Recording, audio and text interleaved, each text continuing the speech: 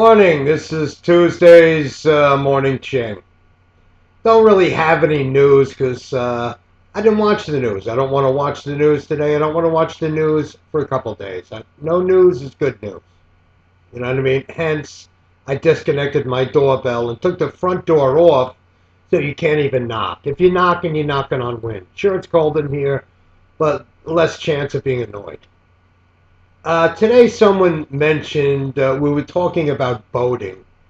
And I mentioned, gee, we should put a cannon on the front of your boat. And it reminded me of a funny cannon story. Now, I have a lot of fucking stories, and I know a lot of people that don't know me must say, this guy's fucking nuts. There's no way this shit happened. But look, when God steps in, or fate, or a load of frozen shit from an airplane finally hits me in the head and takes me, I know at my wake, my old friend Clint is going to have a lot of fucking explaining to do on these stories because he's been around in most of them. But this is a true fucking canon story. Before the days of 9/11, when, there were gun shops and freedom, friends of ours, former UDT, did pyrotechnics for movies and all, had a small gun shop in Fort Lee. And my friend Clint and I went up there one day, and there is a brass cannon, about 3 foot long, little brass cannon. And I'm like, wow, where'd you get this? He's like, well, we machined it. They made it themselves out of a chunk of solid brass.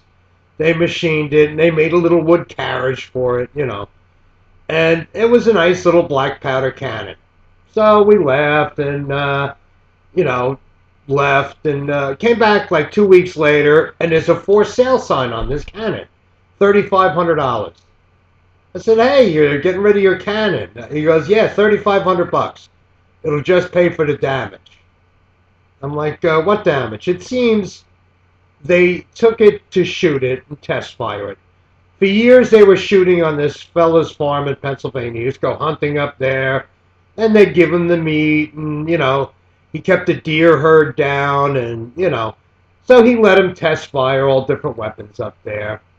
So, needless to say, they took this black powder cannon, and the projectile was a 6-ounce orange juice can full of lead. The little cans.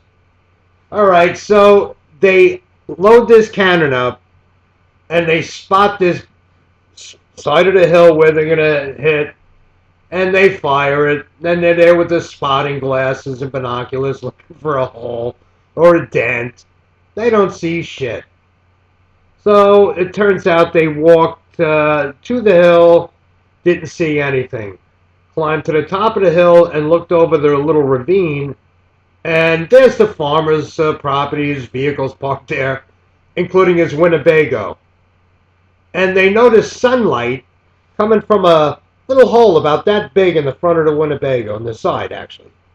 So they went down and proceeded to look through the hole and notice a bigger hole on the other side. This thing hit the refrigerator in the Winnebago and knocked it through the other side, practically, doing $3,500 worth of damage to the Winnebago. So now they had to go tell the farmer, hey, look, we had a little accident. We shot your Winnebago. The guy's, all right, maybe like 30-30 or a bullet hole. Well, it could be repaired, welded, repaired. Don't worry about it. I guess, well, it's a little bigger than that. We shot it with a cannon. So now this farmer has to go out. Needless to say, the cannon was for sale for $3,500. That's my fucking cannon story. I know a lot of people might think it's a little bullshit, but, I do know people with odd things. You know what I'm saying? And that was a relatively boring story, but that's all I got right now. So everybody have a good day. LMS, feel better. And hey, look, have a good day, huh? Economy sucks. Well, so does my fucking stop button. Come on, douchebag.